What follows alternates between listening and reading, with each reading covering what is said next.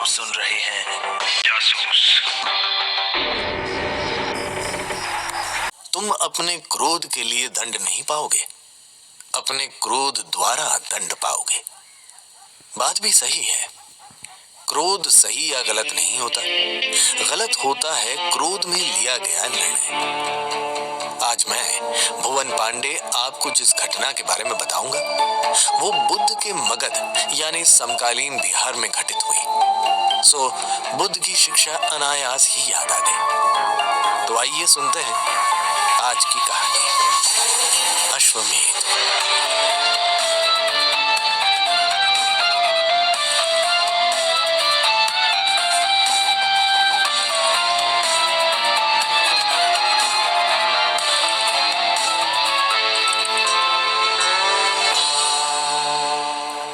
सितंबर 1996। सेठी के मामले के बाद मैं अखबारों से खासी चर्चा में आ गया था। इधर मेरे पैतृक निवास से लगातार चिट्ठियां और फोन आ रहे थे। दरअसल शादी होने के बाद मैं वहां गया ही नहीं था और अब तो सिमी भी थी, सो थोड़ा ज्यादा ही प्रेशर था। ऊपर से आने वाली दुर्गा पूजा। प्रमिला को अपनी लाज के अलावा वहां जाने में कोई आपत्ति नहीं थी, लेकिन चूंकि मैंने अपने परिवार का कोई खास जिक्र नहीं किया था, इसलिए वो थोड़ी उत्सुक भी थी। और बंटी, वो तो सामान बांधे तैयार था कि उसे दिल्ली से बाहर की दुर्गा पूजा देखने का मौका मिलेगा। सो हम निकल पड़े जगतपुर के लिए, जो तत्कालीन बिहार के भागलपुर जिले में आता था। दिल्ली से चली तूफान एक्सप्रेस ने हमें किऊल जंक्शन पहुंचाया, जहां से बांका जाने वाली बस से हम जगतपुर के पास सड़क पर उतर गए। ये हरे भरे खेत और रंग बिरंगे मकान, साथ ही बारिश के ठीक बाद वाली खुशबूदार मिट्टी और अपने कुछ चेलों के साथ सामने खड़े मेरे चच्चा। अरे भुवनवा आ गया रे। ए ड्राइवर साहब, तनी ठहरिए, पुतहू आइल है। प्रणाम चच्चा, कैसे हैं? तुमसे तो हमको बातें नहीं करना है, कुकुर साला। इतना साल के बाद कोई घर आता है? अरे काम था ना चच्चा, नहीं तो क्यों नहीं आते, आप ही कहिए। बोले ना, हमको तुमसे बात नहीं करना है। ओए, और तुम लोग टुकुर टुकुर का ताक रहा है जी, हैं? चलो सामान उठाओ। प्रणाम चाचा जी। खूब खुश रहो बेटुआ। तुम्हारा परिचय नहीं हुआ जी? जी मैं बंटी चौक से, भुवन का दोस्त, पार्टनर, एडवाइजर, मेंटर, अरे सब एक में। तो का क्या बुलाएं? आप बस बंटी कह दो। प्रणाम चाचा जी। खुश रहा बेटी। अरे रे बउआ कितनी बड़ी हो गई है। लो लो लो लो, जरा हम खिलाएंगे तो हमको तो एकदम माँ जैसी लगती है। बढ़िया है, बाप पर नहीं गई। क्या चाचा जी आप भी? ले सड़क पार कर पगडंडियों पर चलते हुए मैं उस गांव को देख रहा था ना, जिसे हमारी सरकार वर्षों से अपग्रेड करने के दावे कर रही है। उस पार बना सरकारी स्कूल आज भी नहीं बदला था, ना ही घर के पास बना दुर्गा मंदिर। दुर्गा मंदिर में दुर्गा पूजा की तैयारियां जोरों शोरों पर थी और गांव के कुछ मित्र मुझे पहचान कर मेरी तरफ दौड़ते हुए आए। तभी सामने से एक लाल बत्ती वाली गाड़ी आई और हमारे आगे आकर रुक गई। अंदर संतोष भैया थे। संतोष भैया मुझे बचपन में ट्यूशन पढ़ाते थे और चूंकि बाबूजी राजनीति में थे तो वो उनके भक्त भी थे। लेकिन संतोष भैया की लाल बत्ती वाली एम्बेसडर देखकर लगा जैसे उनकी राजनीतिक यात्रा किसी मुकाम पर पहुंच गई है। मैं खुशी खुशी उनकी तरफ बढ़ा तो चाचा ने मुझे रोका। संतोष भैया ने बस कार की खिड़की से सर बाहर निकालकर हमें देखा। अचानक हमारी नजरें टकराई और वो कार से निकलकर मेरे पास आ गए। अरे भुवन, बहुत साल बाद आया रे। हाँ भैया, बहुत साल हो गए। तो आप क्या बने, एमपी या एमएलए? वैसे तो एमपी हुए हैं, लेकिन जनता का सपोर्ट उपोर्ट इतना है ना कि जगतपुर का राजा ही समझो। है? राजा या प्रतिनिधि? अरे प्रतिनिधि तो बदलते रहते हैं ना जी, हाँ। और राजा जो है ना सो अश्वमेध यज्ञ करवा के साम्राज्य का सीमा बदलता है, बुझे? हाँ। चलो फिर बैठोगा, परिवार को गांव जरूर घुमाना। हाँ, राम राम सीताराम चाचा, चलते हैं। राम राम। इससे पहले कि चच्चा कुछ कह पाते, संतोष भैया अपनी कार में बैठे और कार चल दी। जो दोस्त भागते हुए मेरी तरफ आ रहे थे वो उनकी गाड़ी देखकर रुक गए थे। उनके जाते ही वो सब हमारे पास आए और गांव में हमारा भरपूर स्वागत हुआ। दुर्गा मंदिर में माँ दुर्गा के दर्शन करते हुए हम घर पहुंचे तो घर की हालत देखकर मैं दंग रह गया। जो घर बच्चों की भागम भाग में ही उलझा रहता था वहां आज सारी कुर्सियां, आंगन, गलियारे सुनसान पड़े थे। बस एक कोने में चाची ऊँटती सी दिखी और अंदर बरामदे से उनका 17 से 18 साल का बेटा भोला निकलकर बाहर चला गया। थोड़ी बहुत बातचीत के बाद मुंह हाथ धो के हम सब खाने बैठे। मेरे मन में संतोष भैया वाली बात अभी भी घूम रही थी, सो मैंने चच्चा से पूछ ही लिया, चच्चा संतोष भैया को क्या हुआ? वो आज ऐसे बर्ताव क्यों कर रहे थे? अरे वो सब में मत पड़ो बेटा, गांव में बहुत पॉलिटिक्स हो गया है। खाना खाओ। मतलब? अरे भाई सवालों से पेट नहीं भरता, निवाला निकल ले भाई। अरे चच्चा मैं भी तो बस पूछ ही रहा हूँ। चच्चा का जवाब न मिलने पर अगली सुबह मैं बंटी के साथ मॉर्निंग वॉक करते हुए संतोष भैया के घर के पास पहुंचा। 2 कमरों के मकान की जगह अब एक आलीशान हवेली ने ले ली थी। सामने दर्जनों गाड़ियां और चारों तरफ से हवेली की निगरानी करती एक मोटी दीवार। अंदर के गोदाम से कुछ खाली ट्रैक्टर निकलते दिखे, जिसमें से एक के ड्राइवर को देखकर ऐसा लगा मानो वो अभी सोकर ही उठा है। संतोष भैया ऊपर कुल्ला करते दिखे और मुझे देखते ही रुक गए। वो मेरी ओर ही देखे जा रहे थे, चेहरे पर कोई भाव नहीं था। भाई ये आंखों से ही खाएगा क्या हमें? जैसे ये घूर रहा है ना, इंटरव्यू के मूड में तो ये बिल्कुल नहीं लग रहा है। तभी मेरे सामने से एक वैन निकली। वैन में वही आदमी था जो सेठी बनकर मुझसे मिला था। उसकी दाढ़ी वापस आ गई थी और उसने वही लेदर का जैकेट पहना हुआ था। मैं उसके पीछे दौड़ा, बंटी भी मेरे पीछे आई। अरे भुवन क्या हुआ? वही आदमी उस कार में। यहाँ भी? अरे इसकी तो वैन अपनी पूरी गति से निकल गई। हम दोनों थक गए थे। तभी पता नहीं कहां से चच्चा प्रकट हो गए और मुझे खींचकर एक तरफ ले गए। तुमको एक बार में बात नहीं बुझाता है रे? हैं? तुम कहे गया संतोष का घर पास? मना किए थे ना तुमको? हैं? अरे आप मुझे नहीं बताएंगे तो मुझे ऐसे ही पता करना पड़ेगा ना। अरे चाचा जी इसने कान पे ना ढक्कन लगा रखे हैं, मेरी बात सुनता ही नहीं। जब कहूँ तो कहता है हम आपके हैं कौन? तुम्हारा काहे नहीं सुनता है? हैं? तुम तो इसका बहुते कुछ हो, दोस्त फलाना ढिमकाना और पता नहीं काका। अरे आज का हुआ? अरे एक मिनट चच्चा, वो उस कोने में जो जमीन है वो तो हमारे खेत से लगी है, वो तो हमारी थी ना, आपने बेच दी। अरे कब्जा कर लिया है संतोष यादव उस पर। तुमको क्या लगता है घर इतना खाली खाली काहे था? हैं? अरे खेती के लिए जमीन कम पड़ गया तो कोई पटना गया, कोई बम्बई रोजगार करने। तुमको तो घर द्वार से कोई मतलब ही नहीं है। जब तक बाबूजी थे घर आता था, जब से वो गए हैं चच्चा को एक चिट्ठियों नहीं लिखता है। बताइए ना क्या हुआ उस जमीन का, हम आगे से आपको लिखेंगे। बड़का लिखेगा।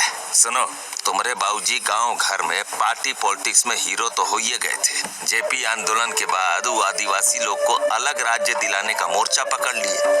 उसके लिए गांव में भूदान आंदोलन कराए और जिसके पास भी तनी मनी ज्यादा जमीन था सो अगल बगल का आदिवासी को देने लगा कि वो लोग अपना खेती बाड़ी करेगा।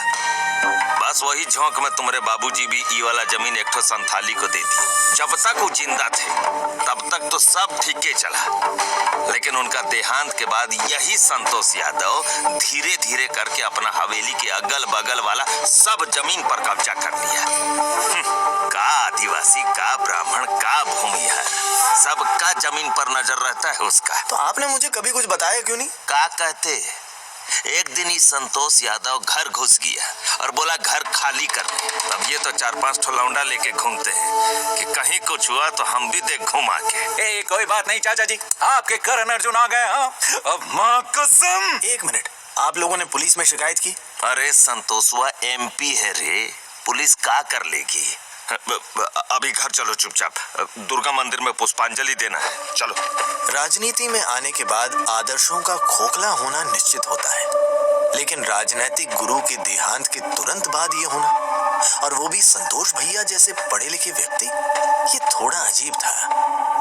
बात अब सिर्फ पारिवारिक दुश्मनी की भी नहीं थी, ये आदमी सामाजिक समस्या बन चुका था। ऐसे में कुछ तो करना ही था। खैर, शाम होने पर हम सभी दुर्गा मंदिर पहुंचे। अखंड चंडी पाठ की आवाज लाउड स्पीकर से गूंज रही थी। कुछ संथाली ढोल बजा रहे थे। कतार से होते हुए हम माँ दुर्गा की मूर्ति तक आए और हमने पूजा शुरू की। पंडित जी भी प्रमिला और सिमी से मिलकर बहुत खुश थे। इतने में लाल बत्ती वाली गाड़ी के साथ उसका काफिला पहुंचा और अंदर से संतोष भैया निकले, साथ में उनकी पत्नी और कुछ बच्चे। लोगों की भीड़ के बीच से पुलिस ने उनकी जगह बनाई। तभी मेरी नजर ढोल बजाते संथालियों पर गई। उनमें से एक ने अचानक ही जेब से चाकू निकालकर अपना ढोल फाड़ा और अंदर से AK-47 निकाला। इससे पहले कि कोई कुछ समझ पाता, उसने संतोष भैया की तरफ अंधाधुंध गोलियां बरसाना शुरू कर दी। सुरक्षा कर्मियों ने उनके और परिवार के चारों तरफ सुरक्षा घेरा बनाया और उनके नाम की गोलियां इन शहीदों को छलनी कर दी। इसी बीच उस हमलावर की गोलियां खत्म हुई और वो बंदूक दिखाते हुए मंदिर प्रांगण से भाग गया। डरे सहमे लोग तो नहीं, लेकिन मैं उसके पीछे भागा। बंटी, सबको घर लेके जा। गांव की पगडंडियों से भागते हुए, खेतों की कीचड़ को कुचलते हुए वो हमलावर मुख्य सड़क पर आ गया और मैं अब भी उसके पीछे था। संथाली समाज के लोग सामान्यतः बलिष्ठ होते हैं, सो वो अब भी मुझसे बहुत दूर दौड़ रहा था। मैं उसे खोने ही वाला था कि तभी अचानक अंदर की गली से वही वैन निकली जो सुबह दिखी थी। उस वैन ने आते ही उस हमलावर को टक्कर मारी और वो कुछ 10 से 12 फुट दूर जाकर ढेर हो गया। अंदर से वही लेदर जैकेट वाला आदमी निकला। मेरी तरफ देखकर मुस्कुराया। मेरे पैर अब और तेज हो चले थे, लेकिन वैन अब भी मुझसे दूर थी। वो आदमी चलकर उस हमलावर के पास गया और उसकी शर्ट में कुछ रखकर अपनी वैन में बैठ गया।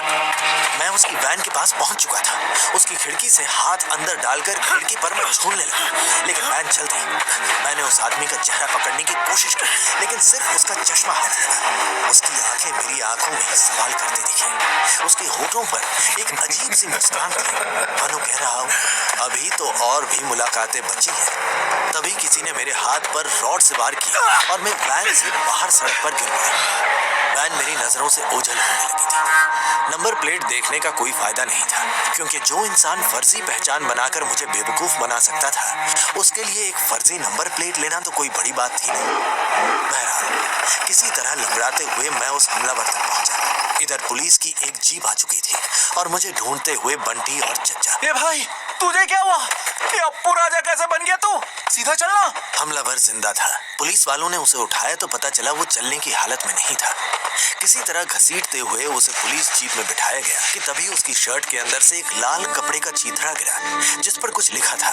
चच्चा ने वो चीथड़ा उठाया और उसे देखते ही उनके चेहरे का रंग बदलने लगा। काजी सालखन, नक्सली बन गया तुम। माट साहब बहुत खुश हो रहे होंगे तुमको देख के, नहीं? सालखन? मैंने उसके चेहरे को गौर से देखा। सालखन तो मेरी क्लास में पढ़ता था। छोड़ सालखन चच्चा की छोड़िए ना भैया। नहीं चचा, नहीं, हम नक्सली नहीं हैं। अरे कपड़वा तो कोई, अरे बोल रहे हैं आपको छोड़ने, एक बार छोड़ काहे नहीं रहे हैं? दारोगा बाबू, इसको लेते जाइए। रास्ते भर चच्चा ने मुझसे कोई बात नहीं की। हम घर पहुंचे और हाथ मुंह धोकर मैं बैठा ही था कि प्रमिला दौड़ती हुई आई। भुवन, ये सब क्या हो रहा है और तुम्हें दूसरे के झगड़े में टांग अड़ाने की क्या जरूरत थी? ए जी भुवन बाबू, चलिए चलिए, आप चुपचाप दुर्गा पूजा निपटाइए और दिल्ली निकलिए। यहाँ पहले से बहुत झमेला है, आप अब और समस्या मत अरे बढ़ाइए। चच्चा, लेकिन कोई यकीन लेकिन वेकिन किंतु परंतु तथास्तु नहीं चाहिए हमको। तुमको जब बोले संतोष यादव से दूर रहना तो अरे चाचा, आप जानते नहीं हैं इसे। पूरे जमुना पार में ना दो चीजें अपनी जगह पर टिकी रहती हैं, एक अपना जासूस और दूसरा मदर टेरी। होगा। ये जमुना पार नहीं है ना बउआ, गंगा पार है। इधर भी दुइयो ठो चीज फेमस है, बाहुबली और नक्सली। और तुम्हारा जासूस दोनों से दुश्मनी कर लिया है, इसलिए अब जितना दिन हो शांति से रहो, बुझे जी? जमुना पार का जासूस। भुवन, तुम क्यों इन्वॉल्व हो रहे हो इस झगड़े में? 2-3 दिन की बात है, फिर हम दिल्ली चले जाएंगे।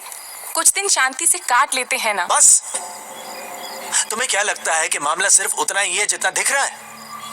तुम्हें पता है, आज सुबह मुझे वही आदमी दिखा था जो दिल्ली में चंद्रमोहन सेठी बनकर हमसे मिला था, वो लेदर जैकेट वाला। और आज जब मैं सालखन का पीछा कर रहा था तब भी वही आया था और अपनी कार से उसे ठोक दिया। उसके बाद वो लाल कपड़ा भी उसी ने सालखन की शर्ट में छुपाया था और ये सब हुआ मेरी आंखों के सामने। वो आदमी इन सब में कुछ तो चाहता है। अरे संतोष यादव का तो तंबू खाड़ देगा मेरा भाई। जय, ज्यादा तो नहीं बोल गया? हाँ, अब निकल गया है तो उखाड़ देना। इतना कहकर मैं और बंटी निकल गए।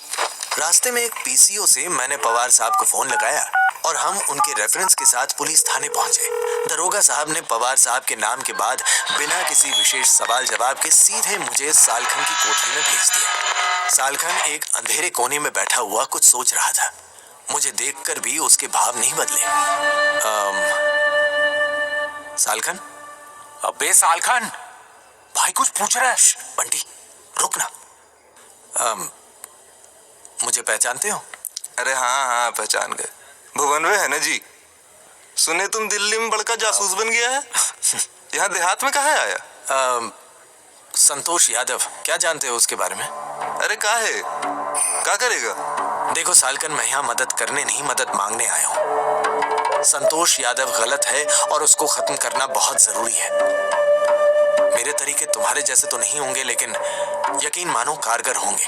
मैं जानता हूँ कि तुम नक्सली नहीं हो, लेकिन तुम्हारे पास वो बंदूक कैसे आई और तुम उसे मारने क्यों गए?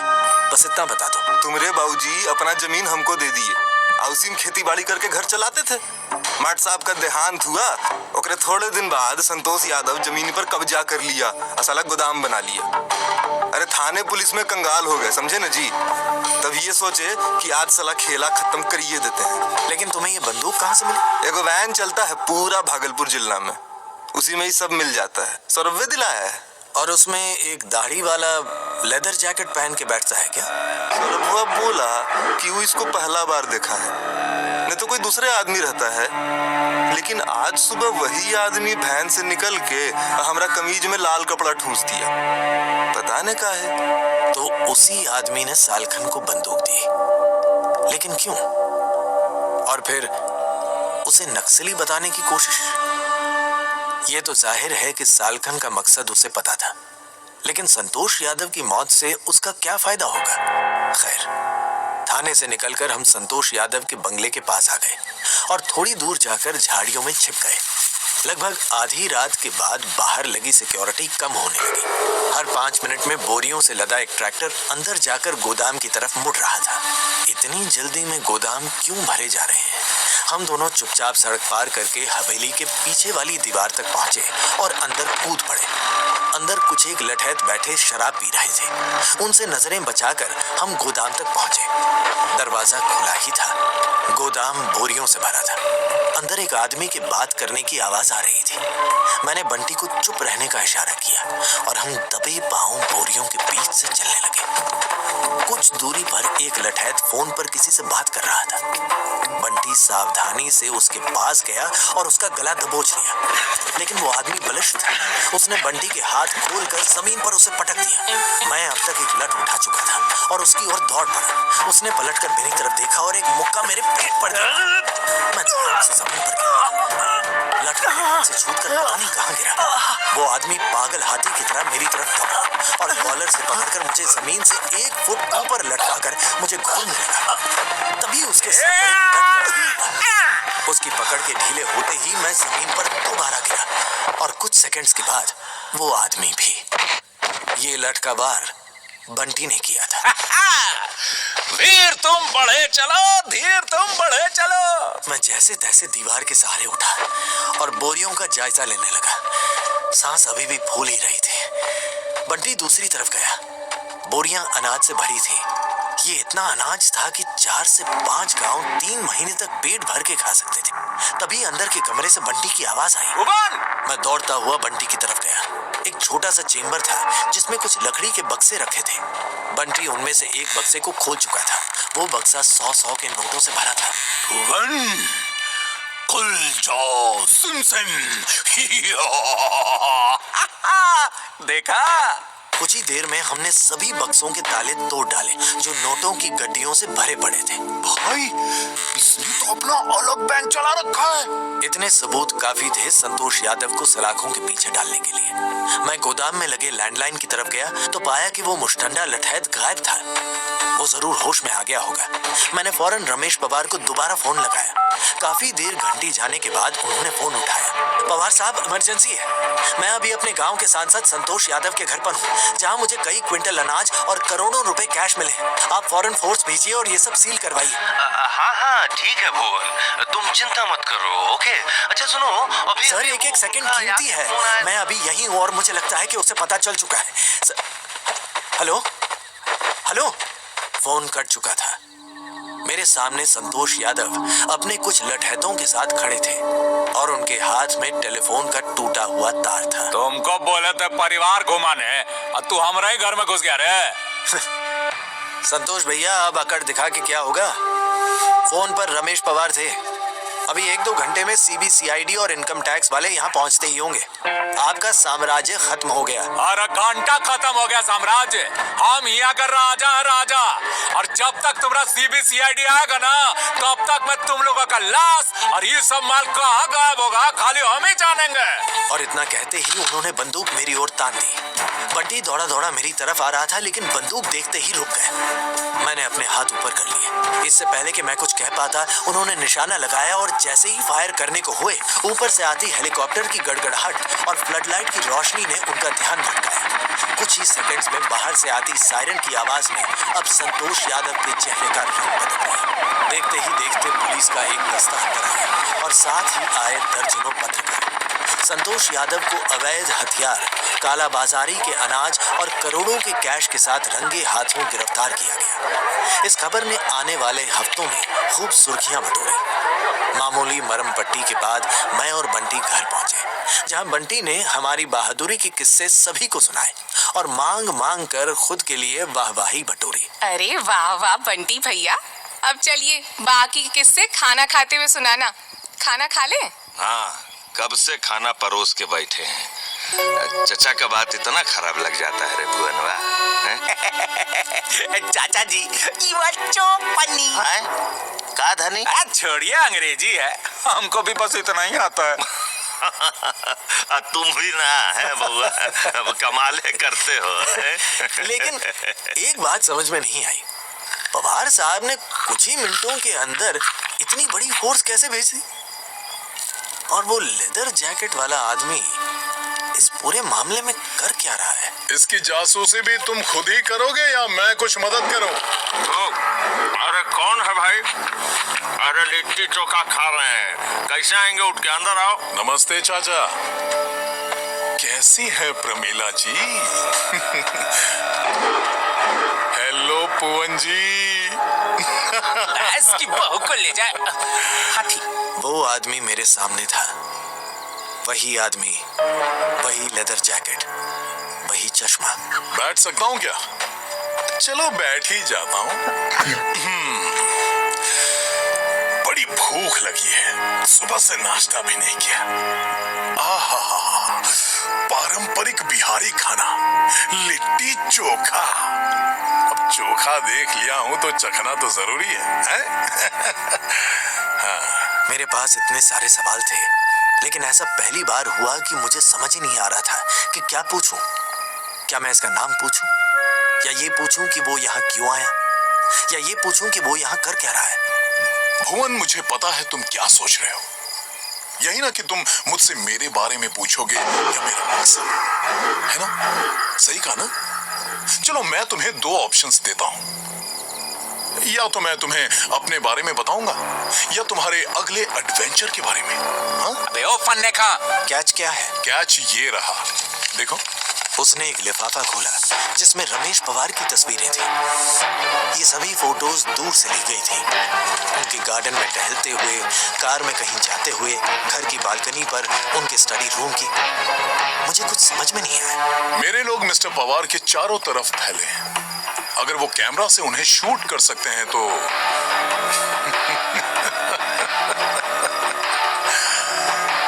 तुम्हारा अगला केस इसी से जुड़ा है। अब बताओ। केस बताओ। वाह वाह वाह, जमुना पार का जासूस।